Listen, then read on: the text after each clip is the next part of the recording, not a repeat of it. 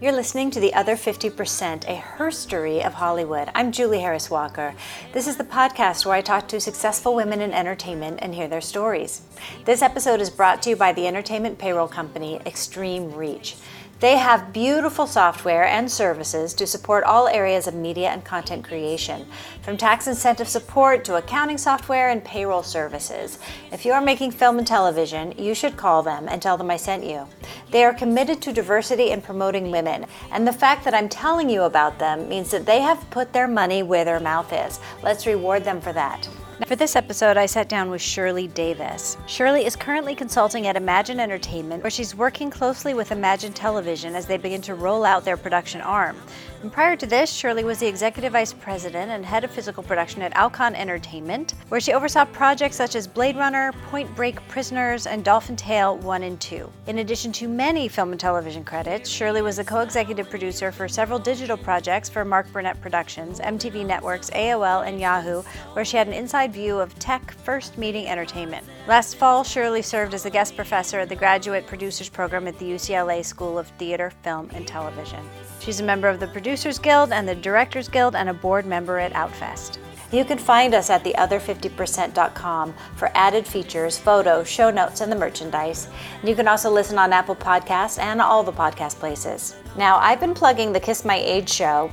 It's the show where women of a certain vintage, grown-ups, talk about all the things that matter. And if you fall into that category, please join the Facebook group and join the conversation. Okay, here's my conversation with Shirley. Have a listen. What do you do? I am a physical production executive. I was the head of physical production at Alcon Entertainment. I also had the great fortune to recently consult at Netflix, and now I'm looking at my new opportunities at this moment in time. Let's talk a little bit about your time at Alcon, because I think something you have a really unique perspective on that I think is helpful to people. I know you did a lot of those big movies at Alcon that were shot all over the world, and I know you've done a lot of speaking on panels and things about the production finance of it all, because you did incentives all over the place. Can you talk a little bit about that? Like, what was that like? And people who are just starting out or people who are making their own independent films in America probably don't have a huge perspective on kind of what it takes to do one of those movies.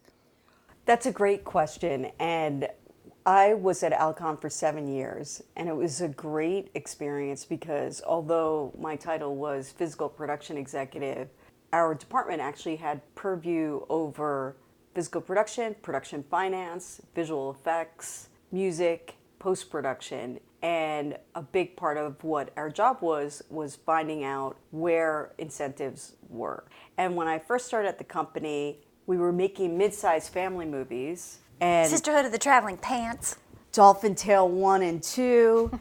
And The Blind Side, which was before my time, set the heads of the company into another direction. They had always wanted to make movies that had family values and really good stories to impart. And they were happy with what they would call singles and doubles. Although I am not one to use sports metaphors, I got the idea that they were just happy to keep making these movies, and they were happy with the profits that they made because the movies were made for a lesser number than a studio-sized movie. Although we were lucky in the respect that we had a distribution deal with Warner Brothers, so there were no concerns about the movies not being released. Yeah. So you spend 20, you make 40, you've done a great job. Right. And unless you're Blumhouse and you make something for $1 million. You spend $1, and right. you make $85 million. Right. That's a good model too. Yeah.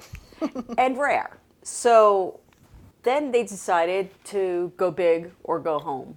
And we started to make larger movies in the world of 100 plus, which was a big cultural change for all of us at the company. This is a pretty small shop, right? Relatively small. And the company continued to grow after Blindside, which is when I started. So it was actually a great opportunity for me to come in after being at another production company that was more of a startup. So the pivot was actually not as welcomed at the company as the owners originally thought, because a lot of people were there for the family atmosphere of the company. However, I was excited at the prospect of making a larger film, and wanted to get my hands a little dirty with what that meant. Yeah, because suddenly you're making a tent pole. Well, what I like to call tent poles when you're at a smaller company is an aluminum pole, because you don't have the ability to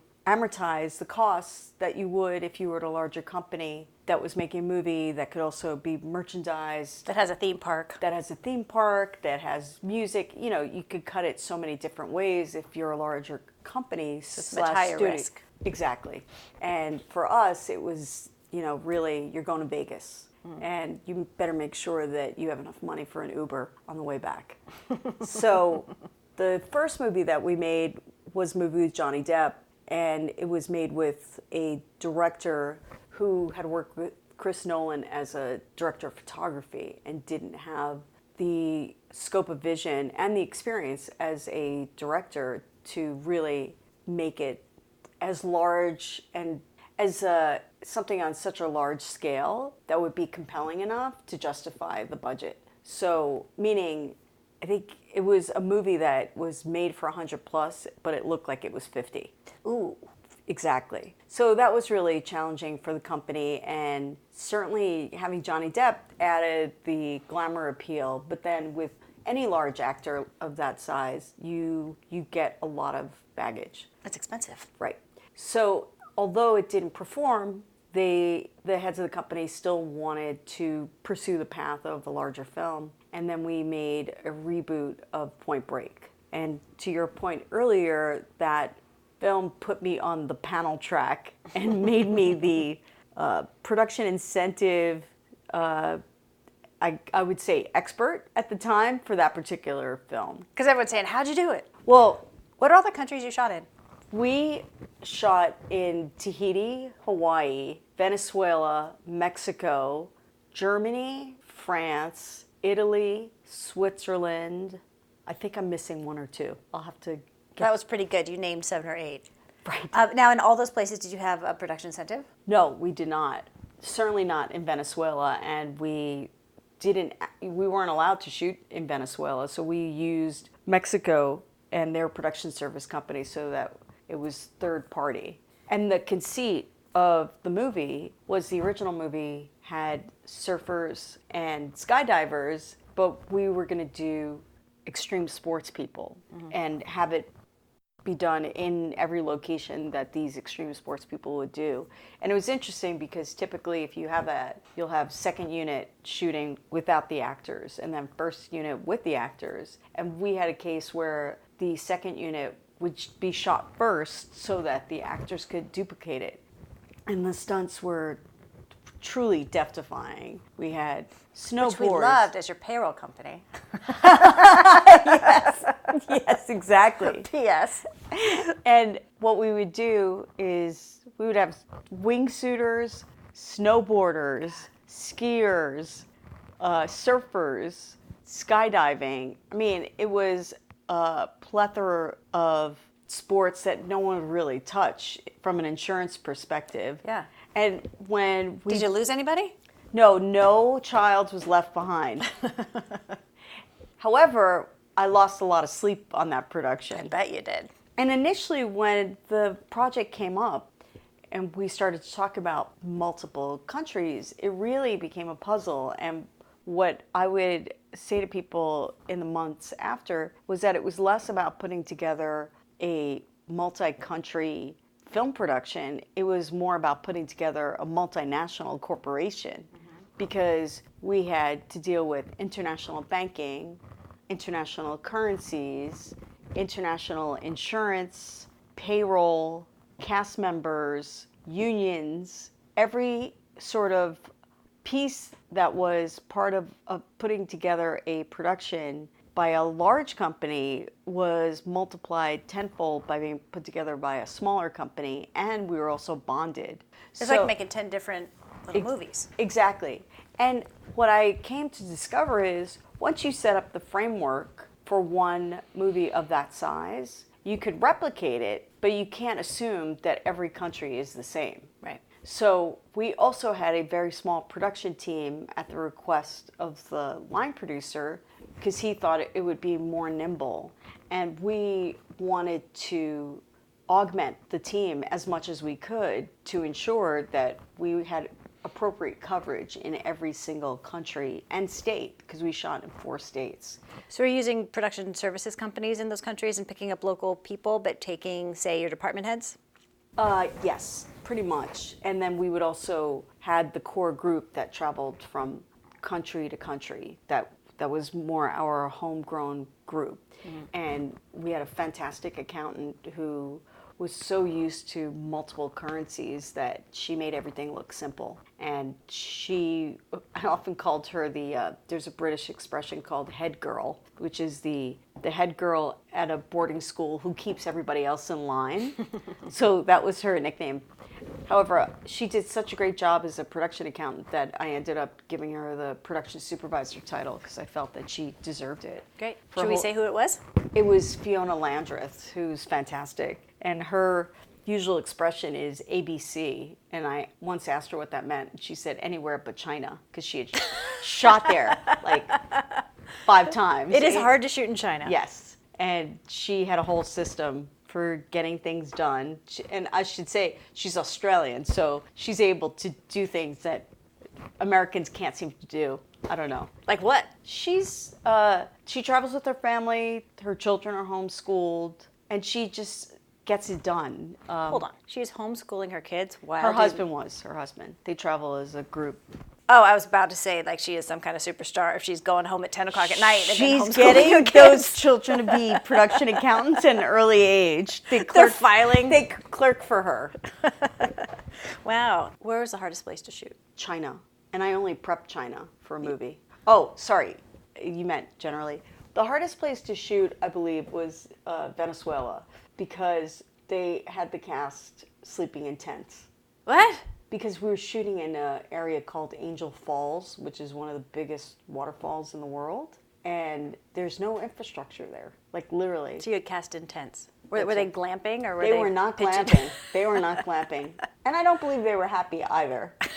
However, one of the heads of the company is a triathlete and thought that the whole concept of the film was fantastic, and the ability to shoot in Venezuela was going to be amazing. Which that probably made it worth it. Yeah. I don't know if he slept in a tent, though. No. Well, if there was a hotel, surely you would put your talent in it. Yes. Oh, absolutely. Absolutely. But it's the rigors of shooting. I'm sure they complained on the African Queen. Okay, so after that, I'm sure you feel like you can do anything, figure out any puzzle. I felt that I was a very good executive for a long time, and I had experiences being freelance for a long time as well. This movie changed me in an excellent way. Took it to the next level. Absolutely, because it gave me the confidence to go anywhere in the world and be able to make it work, because I knew how. I don't think anybody in their right mind would choose more than 3 or 4 or 5 countries, unless you're like a Mission Impossible, and that's just part of that narrative. However, for a small to mid-sized company to mount that type of show was really just crazy. And the fact that we were able to get it done, no one was hurt, everybody was insured. The movie, unfortunately, did not perform as they had hoped, just because of the iconic campy nature of the original. And in a way, it's hard to do a sequel or a remake or a... Right. I mean, you could brand it and say, it's not your mother or father's Point Break. And the idea of extreme sports was clever as an update to that script. However, it's funny because people have a idea of a movie that they probably saw once in the theaters 25 years ago, and then just see snippets of it on television. And then there's a familiarity to it and a sense of longing for your youth, so that when it comes up again, you go, no one can touch it. Like that movie was great. It's a classic. But I can assure you that the first Point Break was not a well-done movie.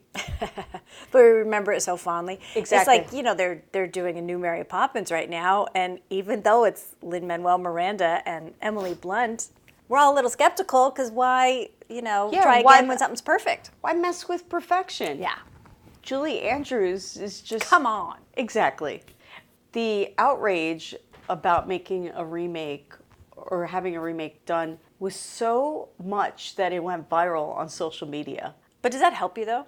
Any press is good press? No, not in that case. Really? Not in that case. All right, so let's talk about the beginning. How'd you get into this business in the first place? You grew up in New York. I grew up in a working class area in the Bronx. My parents were immigrants, and we always watched movies.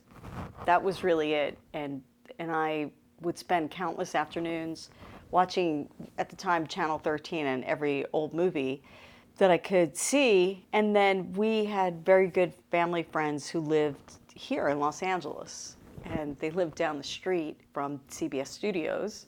So we would spend the summers here every few years. And my eyes were as big as can be, like, taking it all in. The sunshine, meeting Rob Reiner as he was leaving CBS Studios. Let me say this. Not meeting him, accosting him. I was going to say, you got to meet Rob Reiner? And Sally Struthers, and go to game show tapings, and then go to the farmer's market before the Grove. And it was fantastic. And it stuck in my mind as I would go back to New York, where there was a lot of snow and graffitied subways.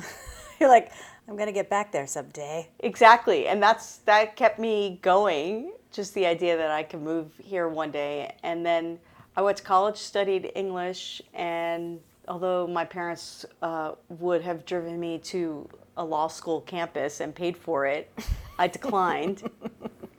And then started in the entertainment business via an employment agency.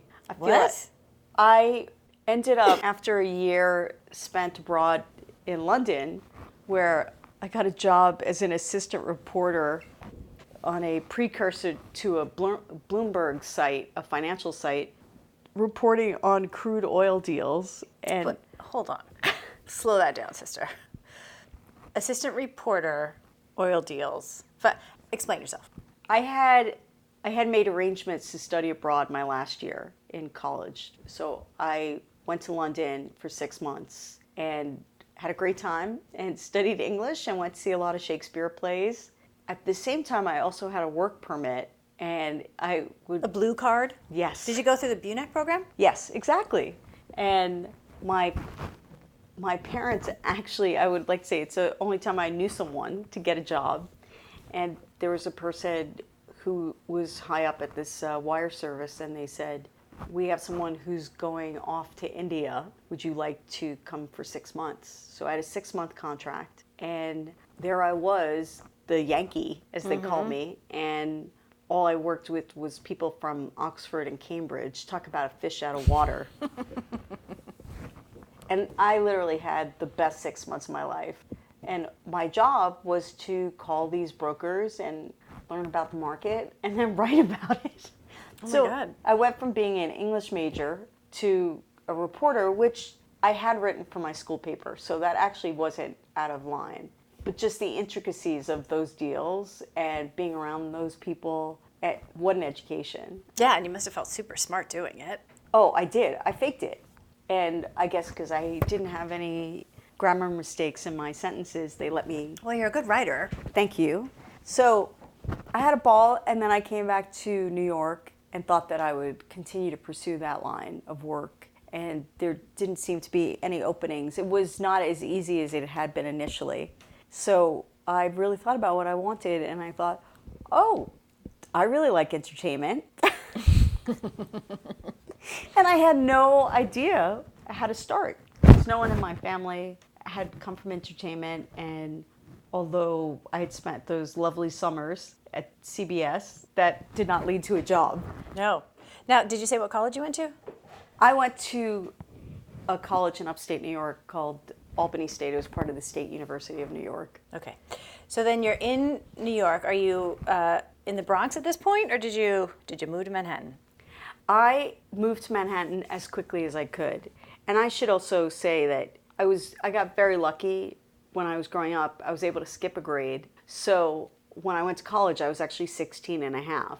And my later joke has always been that I was a child prodigy turned late bloomer. So I was able to use that year, that extra year, It was a gap year before we knew gap years were a thing? Yes, exactly. I was ahead of my time. That's right. So I literally, at the time, because I didn't use the outreach from my college and decided not to go to law school, which I had thought about. So there I was, really going to an employment agency, and they said, well, what are you interested in? And I said, I think I'm interested in entertainment. So I got a job at a subsidiary of the Hearst Corporation and started off as a receptionist in New York. So they did movies of the week. What was the company?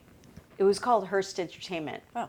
And I ended up, for some reason, gravitating toward international sales, and then quickly moved off the receptionist desk because I would constantly say, how can I help you? What can I get you? And I ended up working there for 3 years. And they sold movies of the week. They sold comics from their Hearst comic syndicate, like Betty Boop. Like comic books? No, comics, like comic strips. Oh. And they made movies. They made television series, so they did all the cartoons. Oh, okay. So by the time you left there, what was your job? I was a manager, international sales. I didn't go out into the sales force. I was the support for all the salesmen who were definitely of that time. It felt like the Madman version, but in international sales. Like 3 martini lunches? Exactly. It was a very interesting window into that time of how business was done. Over martinis and cigars. Right. And lots of backslapping. and hey, little lady, you stay here and hold down the fort. Right, exactly. And it didn't feel threatening in any way. They were very paternal. Mm-hmm. They wanted to make sure they were gentlemen at the time, at least in the office. That's all I could speak about. And I had a great relationship with my first boss, who was a female, and I wanted to stay there as much as I could because I felt that I could learn a lot. And then I moved over to Orion Pictures, and that was a big leap for me to move to such a large company. Yeah, as what? International sales. Someone that I had worked with from my previous company had brought me over, and I felt like I hit the jackpot. Yeah, what were they doing at the time? Well, they had a large catalog of movies that were the Roger Corman of it all, and then God, all roads lead back to Roger Corman. That's my understanding. And then they were making Dances with Wolves and Silence of the Lambs. However, the mandate for the company was, please give all the creative talent all the creative control, and that turned out to be not the best philosophy. Although fun for the creators. Absolutely. I mean, it was this guy from a long, long time ago, highly respected executive, Arthur Krim, and he had started the company after, I think he had been at United Artists. This is a long, long time ago, and people gravitated toward him because of that very reason. Yeah. But then what happened? Well, I had been there for a year and a half, and then prior to Dances with Wolves and Silence of the Lambs, they had to have a reorganization, and they let go 80% of the team. Yes, because they were losing money. Hand over fist. What were the movies before that? I'll have to look them up. They made a lot of Jonathan Demme movies. Mm-hmm. I guess any of the idiosyncratic filmmakers were the ones under there. They were lining up. Yeah. They were not, we're going to make these movies that are big blockbusters. I mean, it was really a personal company in terms of its taste, although it was large. Yeah, and so it was let's make a bunch of art and see how it goes. Yeah. And it didn't go great. No. So the layoffs were before you got there or after you were there? No, I was there for a year and a half, and then the layoffs came. And then it was funny because I had been hankering for something else because I didn't feel that international sales was in my long-term interests. So I had become really friendly with my boss's assistant, who was a script supervisor in the field, and then she decided that she wanted to write a script. So she took a job as a assistant, and she would work all day and go home at night and write. And there I was, again, couldn't wait for her to tell me all the little tidbits about working on set. So when the company had their big layoff, there I was, and so out of character for me, I went freelance. Now, did she help you get a job on set, or how'd you get that first job? I talked to my boss and said, who do you know? And I ended up just starting to talk to people. It was my first networking experience. I had no idea. That wasn't the way I grew up at all. I actually was pretty shy when I was growing up. So it took a lot for me to be able to go to someone and just say, you know, I'm exploring this opportunity. Yeah. And how do I get from here to there, from A to B? And, you know, do you have advice for me? So even thinking back to it, it was definitely cringeworthy on my part, and no big deal. You would think being around salespeople, you know, they have honed networking to a fine art. Or I actually don't like to use the word networking. I like to say building your community. Yeah, that sounds way better. And it is. It is. I think sometimes when you hear networking, I think it's more transactional. Mm-hmm. And I think that if you're in a business for a long time, it's all about building a community. Yeah, because you realize 20 years later, now you're friends with all these people and everyone's working all over the place. Right, yeah. Right. And I think also to know that you're grounded and surrounded by people that you have made, you know, done projects with, you know about their families, you know that the work ethic is there, that's more meaningful to me than just a singular encounter. Yeah, you have relationships with them. Right. So what was that first job? So at the time, it was around the writer's strike. Mm-hmm. And someone said, well, just start anywhere. Just go work somewhere. And I said, okay. And it turned out that one of the only available films that I could get on was an HBO movie that ended up being Forrest Whitaker's first film as a director.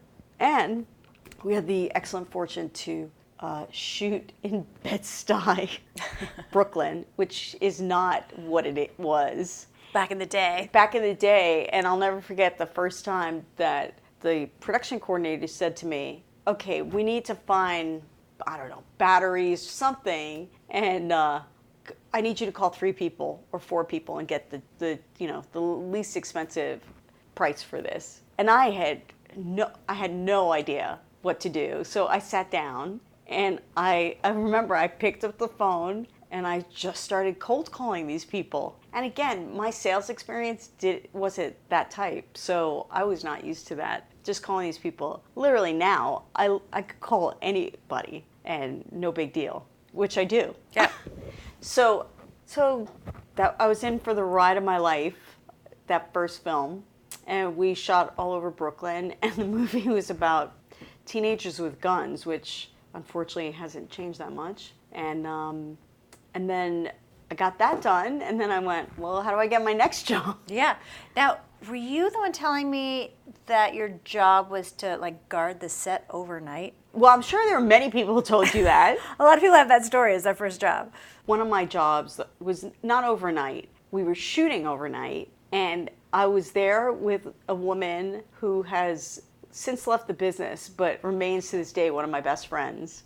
And we were standing in front of a condor at 3 a.m. in the projects in Bed-Stuy in the early 90s. And we were the police. That friendship... That's a lot of pressure. And yeah. You were what, 20, 22? I was in my mid-20s. Mm-hmm. So I was scared to death, but so exhilarated at just being on a set and being part of a film community as my first experience. I have not been to Bed-Stuy in a long time. I hear it's lovely now. Yes, I have friends who live there. But yeah, that condo story was pretty amazing. And it was funny because it made me realize that you really don't often exercise good sense when you're on a movie set. I just learned it as an intern. I think if it was now, I'd be like, we actually need people to help guard us. Yeah, don't send the PA out to... Right. Yeah. Okay, so then your next job. And then I ended up on a movie called Naked in New York with Eric Stoltz and Mary Louise Parker. The first one, Strapped, the Forrest Whitaker movie, was new actors who were not name actors. I think Forrest was the biggest name.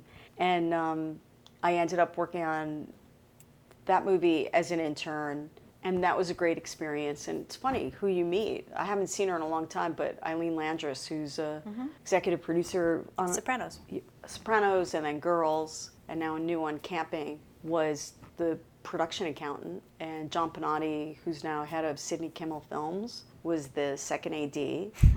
So it just, I started to see, you know, as the movies go on, you meet these people and they're on your next job or your next job. Yeah. So although I was quite anxious about how I was going to pay my rent, I still was very, very happy with my choice. And then my next movie was through the production manager on my first movie, Lydia Dean Pilcher, and I got a job on a Robert Redford movie called Quiz Show. And that to me was, wow. I was a PA, but on his, I was actually an accounting PA, and there he was. Like, so you'd made it working on this movie. I had made it. I had a picture with Redford that I kept for years, and I'm sure I still have it. And the quality of that movie just was phenomenal. Yeah. And I also had carved out a job where I was working in accounting half the time and then was Lydia's assistant as a UPM because I had already determined that that was the route I wanted to go, which was to be a production manager. And I think that my experience in office helped me get there, that I didn't realize that at the time that the set life was not where you learn everything right away. I think that the Secret paper. Yeah, the production office is really where the nerves of the show are. Like that's where it's getting made. It's only later that I realized that it's actually in LA where everything is really happening. So, and then at that point I started to work as a production assistant, an assistant coordinator, and then a production coordinator. One of my movies as an assistant coordinator was on a movie called The Basketball Diaries. And I'll never forget Marky Mark and Leonardo DiCaprio. As babies. Post Calvin Klein underwear and post Gilbert Grape. And here are these guys coming into this very modest production office. And that movie was crazy, just crazy. And not just because of them. I mean, it was a director of music videos who had started out, this was his first narrative film. So I could see where things were going, and I said, in the height of independent films, I would like to move to more studio films. Yeah. And that's what I ended up doing as a production coordinator. And I went between production coordinating larger films to production managing smaller ones. And did you become a DGA UPM? Well, that's funny that you should ask because, again, going back to the people you meet later on, I had finally made the decision. I finally decided to implement the decision I made when I was 7 and moved to LA in 2001, which coincided with 9/11, but that was purely coincidental. Was it before or after? I was going to move September 15th, 2001. Oh my God. Beautiful rent-stabilized 2-bedroom apartment in New York's West Village that I lived in for 11 years. Did you give that up? I did give it up. What were you thinking? I was thinking I'm going to make a go of it here in LA. I'm thinking you should have held on to that. I did for a year. As soon as I changed my God, address. What if you still had it? Man. No, you can't. Someone told me at a party once, you can't talk about New York real estate deals. It's all regret. God, yeah, it's woulda, shoulda, coulda, in a way that doesn't even approach your career. Right. So I had the opportunity to work on this HBO project, because it seems like I kept going back to HBO, called Hysterical Blindness with Uma Thurman and the aforementioned Jason Blum as a producer, and Amy Israel, who's a creative exec at Showtime, and Lydia Pilcher, and Mira Nair, who I always thought should run for politics in India or anywhere. So charismatic. So I got into the DJ on that movie. I had worked as a supervisor for a long time, and then I got grandfathered in, and that was a big check on my bucket list. And I thought it was actually ironic that I got in right before I moved. Yeah, because then Hysterical Blindness was shot in New York. It was. And I was thrilled, and then I got here to LA and realized that I could not work in the DGA. So then what'd you do? And just to clarify that, because you didn't qualify to work in LA? Correct. Because although I had production supervisor days that were many, and I had gotten into the DGA as a grandfathered in, I didn't accumulate enough LA days because the system is more geared towards assistant directors rather than supervisors. And that's something that we're trying to rectify now. And I just decided that if you're going to go, it's time to go now. I had achieved my goal. I was going to leave regardless, so it was actually a lovely reward to get the DGA job before I moved. And the irony was the DGA status helped smooth the way when I first moved here because I had something that I could speak to people about. And also, I enjoyed the screenings at the DGA, and it was a community here that was already in place that I could move into rather than just starting from scratch, since I didn't get the 3-picture deal that I thought I would get. So where did you work when you moved out here? Well, because it was post 9/11 and there was a SAG strike that didn't happen, there was a stockpile of films, so it was actually quiet. And I thought that it would be a good opportunity. It was counterintuitive, but I thought because people were not making things, they would have time to meet. And I was just setting the foundation for my future here in LA by at least getting to know people. And that was really helpful because, as they say in LA, you get a meeting easily. However, a job is a little more difficult. Mm-hmm. But so you just met everybody? Just went around? I tried to meet as many people as I could, and not cold meetings. Yeah, how do you do it? I would reach out to people that I knew and tell them what I was looking for, and then I would say, who do you know that I can meet with? Then they would introduce you? Yes. Which I think is the best way to go. I think you have to be straightforward. You should definitely buy people coffee, mm-hmm. and because they're giving you the time. And I also think you have to be really prepared for the meetings and research that person, research their projects, research what's coming up, so that when you have that 15 minutes, 20 minutes, half an hour, you've really used it well, because people love to help other people. They just want to know how they can help specifically. So you need to be real clear on what you need. Right. What you want. Right. And I was. And then I would leave every meeting having asked that person, is there anyone else that they can introduce me to? So I guess it was basically, just people were paying it forward, and I really, really appreciated that. And I also would always send a note to them, and certainly an email after, just to say thanks. And I think it's important also to keep track of who it is that you met with, mm-hmm. and then always make sure that you acknowledge that person's contribution in your next meeting. So all these things take time and work, and then you actually have to do the work really well, because then they'll call you. Right. It's not enough just to know people, right. But it really does help. Right. And I had come from a career in New York I'd been freelance for, I guess, a little less than 10 years there, and it was time to move to a bigger canvas. I wanted to come to where the decisions were made, and just read as much as I could, and I had inherent interest, so that was helpful to me. But I also knew that at a certain point, my end game was working as an exec at a company. So did you stay freelance for a while when you moved here? I did, because people want to know if you can actually work in LA. So although I had colleagues from New York who could vouch for me, people wanted to know that I knew the landscape in in LA. So I actually knew the guys who came up with Queer Eye for the Straight Guy in New York. So they were here in LA, and they helped me get jobs on some of their unscripted / talk shows. And then I ended up sending a blind resume. Not blind. I knew Mark Burnett's producing partner, and I sent a resume. And although I was definitely film-centric, some would say a film snob, I thought, well, I got to eat. Yep. And work is work. Work is work. So I sent my resume. I did not hear back from the Burnett team until 3 years later. And actually, I should say, one of my first jobs in LA was due to Janet Graham Borba, because I had worked on multiple HBO shows. I'd done the Arturo Sandoval story, which I believe you and I worked on. We worked on hysterical blindness. Oh, hysterical blindness. Well, I worked on the Arturo Sandoval story and met Janet Graham-Borba.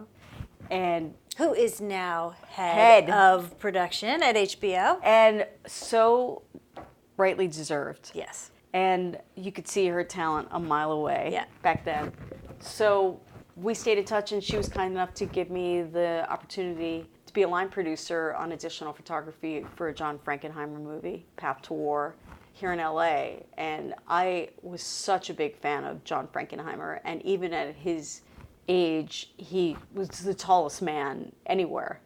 And I am not the tallest woman, so there was a foot between us easily, yet he couldn't be nicer, gracious, more gracious. It was a great intro here to LA. And then I just started to work on films in LA, and one of the films was for Summit. And then I got a call from HBO and worked on a film called Walkout with Edward James Olmos. I met my good friend Lisa Bruce, who has now turned into a creative producer and did the Theory of Everything and The Darkest Hour. And then I said, okay, it's time to start that production exec path. And it was 2008. And now wait, you did go work with Mark Burnett for a minute. Yes. So I get a call 3 years later. Off of that resume? Off of that resume. On my New York cell phone, which was so random. And they said, come in. And I went in. And it was not for a reality-based series. It was for the internet. And like a web series? But it was more than a web series because it was a new type of programming. And it was an experiment with AOL. And basically... This is early 2000s? It was mid-2000s. Okay. And it was definitely ahead of its time. And I thought, well, why not? Yeah. It was a 1.5-year commitment, and I was super excited about what it would be. And basically, it was popular culture games online. And if you won the game, then you would get flown to a location and do a competition game. And then we'd film it. I mean, it was so out there. And we had sponsors, and it was a whole new world to me. Yeah, it's a whole different business. Whole different business, and shockingly, I fell in love with it. Less about the reality, but more about what the internet was doing. Mm-hmm. Don't forget, this is 2008, your videos were like seconds, and they didn't even buffer. Yeah. But you could see, based on the information from AOL's team, and later we did a project with Yahoo and then MTV.com, that you could see where the world was heading. Something was coming. Something was coming. And Facebook was just starting to reach critical mass. Right. And people didn't know what to expect. So as the technology improved, certainly the viewing habits improved, and now we have Netflix. Yeah, now we are where we are. Right. And now when people are making things, they're supplying to those new channels, Hulu, Facebook, Amazon, Netflix. Exactly. So it's a whole new alphabet. Yeah. And when I finished there after 1.5 years, I had this whole new understanding, and it made me realize that the film business was actually old school.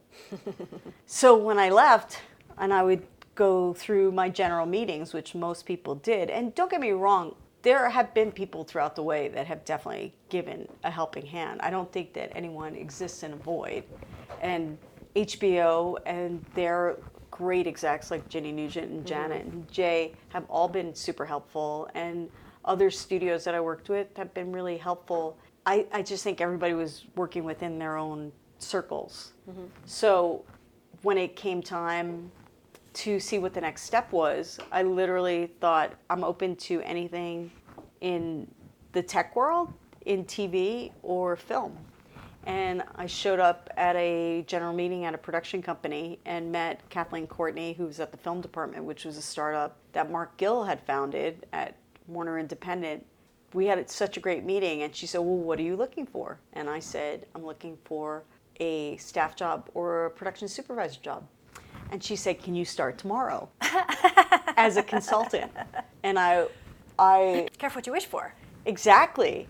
And I was there for 2.5 years, and I felt that it was a great place to be, but I could see, based on my Orion experiences, that there was not the runway that they needed to properly launch. And then I had met Yolanda Cochran through a group called the Frog and Frigate, which was a collection of production companies. And we started chatting and got friendly, and then all of a sudden I heard there was a job opening, and I went and met with her. And then I didn't hear anything for months. And I thought, okay, guess I didn't get that. And then I ended up getting it. And that was Alcon. And that was Alcon. So coming full circle, it's been quite an interesting journey. And I have a lot of thoughts about how these things work out.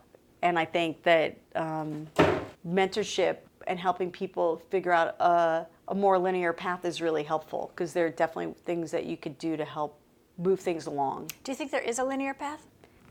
Yes, and I'll tell you how there is a linear path. If you always ensure that you're working with quality people, that will ensure a more linear path.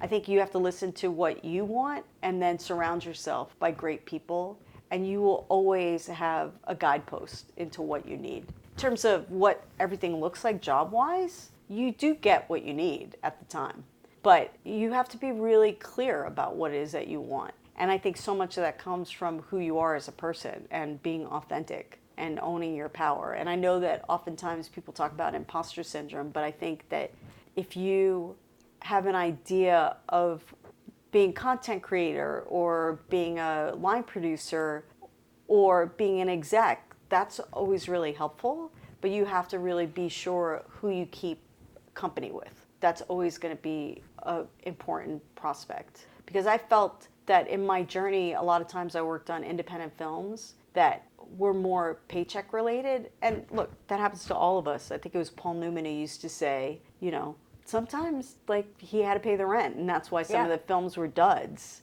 But I think that, you know, we have to walk the walk and be clear about the decisions we're making and take responsibility. And I think that that helps in terms of being linear.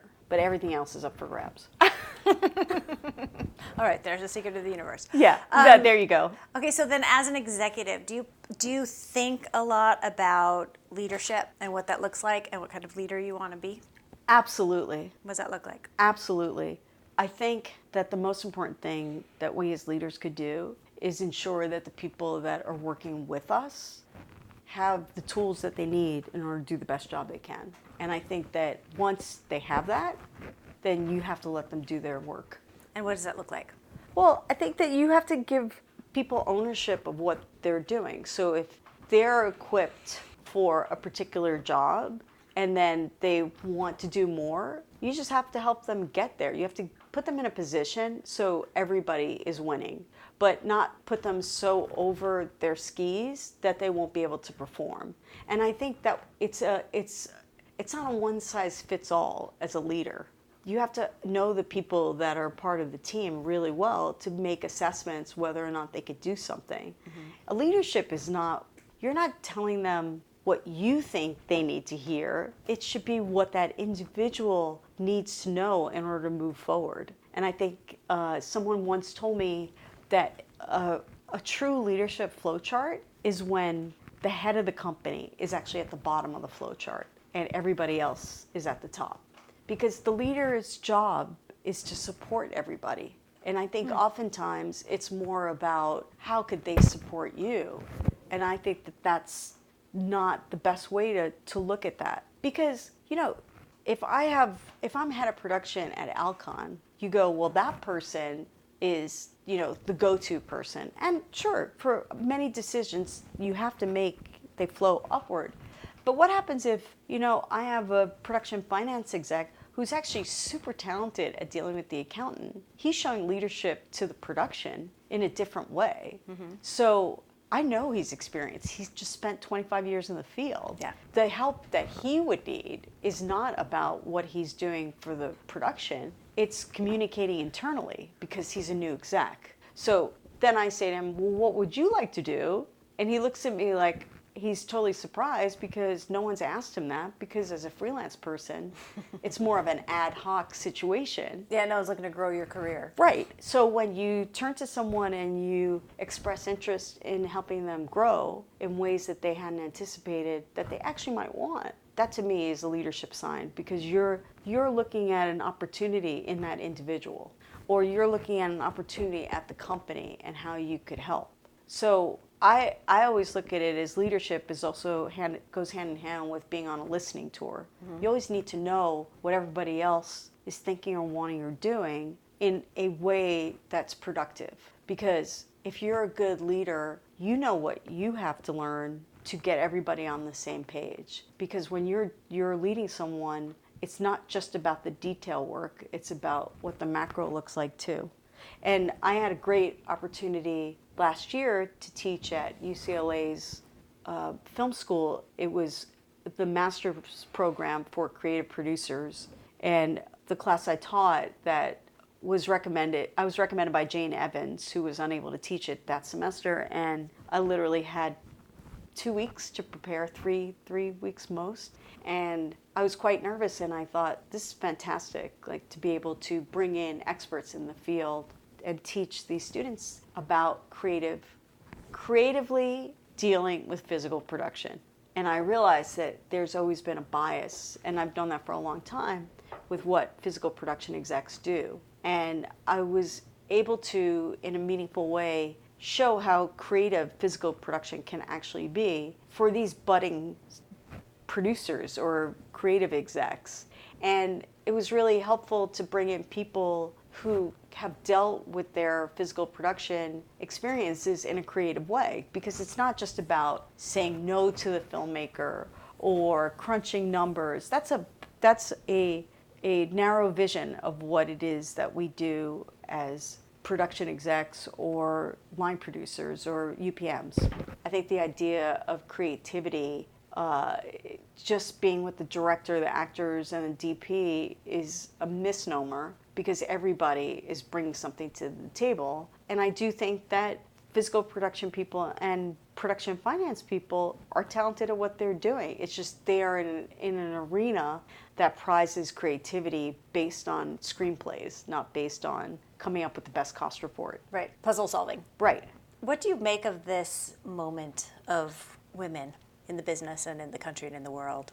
I've actually been thinking about it quite a bit, because the beginnings of Me Too dovetailed with the third class that I taught last year. And one of the homework assignments that the class had was to read the trades. And by class 3, the Weinstein scandal had started to break. And that was in the trades, so the class wanted to talk about it. I wanted to keep my job and didn't feel that it was I didn't feel it was appropriate to bring up that story so early on, while there was so much misinformation in the beginning. So by class, I wouldn't say misinformation.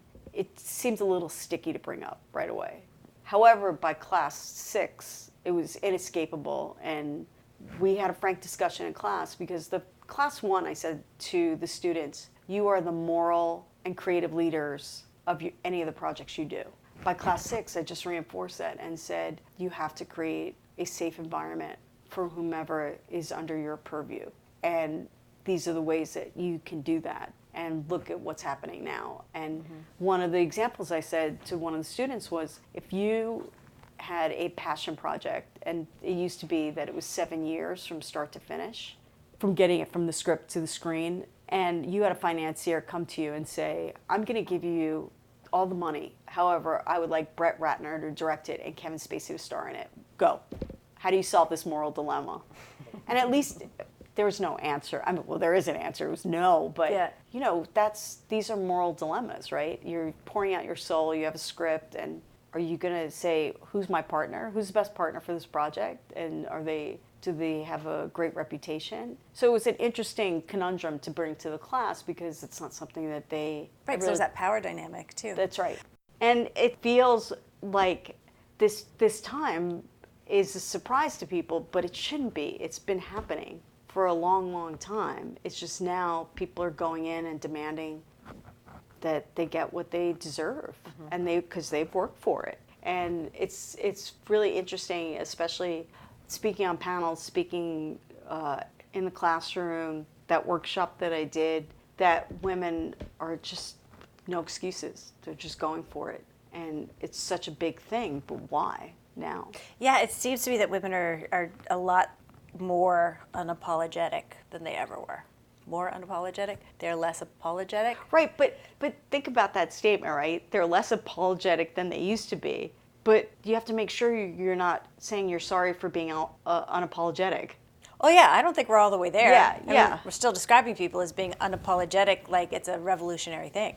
I read this article that said how many ways that a woman says she's sorry in an email or in a meeting or outside, and it's almost like that conversational filler that just needs to be replaced by something else. Yeah. And I think the idea that you are the most powerful person in the room is just surprising for people. They don't know how to be, and I think that it just changes the way in which people interact. And it's funny too, because on that particular workshop, there was a woman who had produced Home Again, the Reese Witherspoon, Haley Shire's directorial debut, and she said, we can't really make rom-coms anymore. And I said, why? And she said, because people don't behave the way they used to. So that was really interesting, because that was a staple for so long. Yeah, and I think we need to figure it out, because I want to watch some rom-coms. Well, I don't know if I said this to the group, but I definitely said it to her. I said, so really, are horror movies the new rom-coms? And she's like, well, what do you mean? I said, they're the go-to movies. I said, to me, it seems like Get Out is really this generation's version of Guess Who's Coming to Dinner. You know? With a twist. You have a point. Right. Yeah. But why is it that, like, suspenseful horror, not like a Saw version, is the one that people are wanting to see? Like, is sharing, screams and anxiety an alternative to, like, being with someone and holding their hand and watching a movie about love? I don't understand that. So it's just, I think it's just an interesting time. And I think people have no idea what's happening next. No, and it's probably happening tomorrow. It's happening so fast. It already happened. We missed it. Yeah, we missed it. I mean, when you have social media coming up with programming, and it's specifically geared towards your data analytics, it's not your father's Point Break. It's not the way that people are used to existing in the world. Because I also think with all this technology, and this comes from my interest born out of the time at Mark Burnett, the technology is telling you what to watch based on what you watched. So you're actually spending more time in your interiority than being with the world. In your own echo chamber. Yeah, exactly. And I know people who are liberal and watch Fox News or certainly the BBC because they want to get another viewpoint. And I think that's really smart. Yeah. So, or you can listen to Exit 38 and get a variety of perspectives. Yeah, all the time. absolutely. And I do. And I appreciate that too. And I think that that's a really interesting idea, to have a respectful dialogue with people with differing opinions. I think we have to, or we're never going to get anywhere. Yeah. So I think that when I started at a production company, it added a whole new level to coming up with a uniform way to deal with different perspectives. And I think that everybody should have the ability to work in the field and in a company, because I think you can't get the full story from that one perspective. And I think that's what's happening in the world too. We're not used to being in other people's shoes. Even if it's in a virtual reality world, it's still our shoes. And I think that you have to be open-minded in order to create art. And I think that it makes today's world challenging when you have your own echo chamber and you're not letting other things in. Did you want to talk more about mentorship? I feel very, very fortunate at this point in my career to be a part of the Women's Production Society and all the different initiatives that we're trying to achieve. And I think one of the best ones is about spreading the word on how people could join the industry in many different ways and not just through producing or directing. And I think to be able to think that something is attainable is such a big deal. My growing up in the Bronx and having the ability to spend the summer here with family, friends, and visit this place certainly shaped my idea of what was going to come later in terms of I could see the beautiful blue skies. I could see the freeways that I didn't realize I would spend half my life on. No. If you could see it, you can be it. Yeah, and I think that some people just don't know what exists within the amorphous entertainment industry or the tech world or whatever it's going to become. And I think that people need to hear the stories. I mean, it's what you hear often. It's what Gina Davis espouses. If you see it, you could be it, like you just said. But it's less about that. It's like, how do you take the first step? You know, I didn't have anybody to be able to ask these questions of. And even if I did, I was too shy to ask the questions. So, and did you even know the questions? That's right.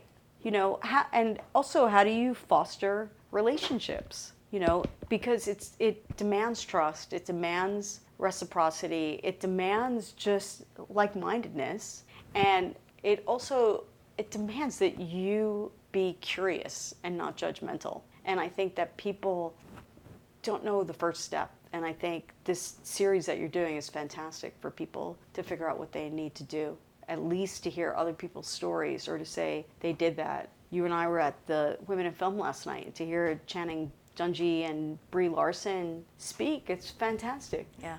And how important it is to be able to express yourself in a way that people can identify. And I think that's why, you know, Oprah is who she is, because she supplies the words that match your feeling. And once that happens, you feel like you're on fire and you're understood. And that to me is the biggest thing. And she got there by listening to thousands of people's stories. That's right. She always says that. She always said, like, when I first read that, I'm sure we read the same article, or heard her, but she had a job interview. I just made that up. No, she actually said that. She said that. She had 30 years of sitting and listening to people, which is why she never had to go to therapy. If I had known that, I could have saved a lot of money. No. She listened to everybody, and she actually used those lessons. And I think that if there is a place where people can go and they can learn, to your question earlier about being linear, people just need they need help on the path. They need to see like the first pebbles, and then they could start to find the way. Mm-hmm. And that's why I said earlier, I think one of the good ways is, someone gave me this advice once and I thought it was fantastic. Follow the professor and not the class. And the person who gave me the advice, I thought it was really smart. Just, you know, follow someone that you're in touch with, whether it's a librarian at the school, or people go to the library anymore, I don't know. Someone that you have a kinship with, a teacher who takes an interest, obviously your parents, friends, anybody that is doing something that you're interested in, is to follow that curiosity. I didn't know what to expect from production managing or being a production executive, working on small movies, working on large movies, or even just being open to the internet and seeing what that was about. Because I could have said no, and I didn't. And I think every time I said yes, there was something to be gained from it. Whether it was to continue to do it or never do it again, at least the yes helped me make those decisions. Do you have any final advice for people just starting out? Although you just said a bunch of it. Listen to this podcast series. Thank you. I think that's all the advice you need. Talk to as many people as you can. Be prepared when you speak with them. Always pay it forward as you get older and you can, or even earlier, and make sure that you're always being authentic in your work. Full stop. Thank you, Shirley Davis. Thank you, Julie, for the opportunity. You've been listening to The Other 50%, a herstory of Hollywood. I'm Julie Harris Walker. I'd like to thank Shirley Davis for sharing her story. And special thanks to Jay Rowe, Danny Rosner, and Allison McQuaid for the music. Please find us on your favorite podcast provider and leave a review. And of course, on our website, theother50%.com, all spelled out, for added features, bios of our guests, and the merch. You can also follow us on all the social media platforms. And also go subscribe to the Kiss My Age show. Thanks for listening. See you next time.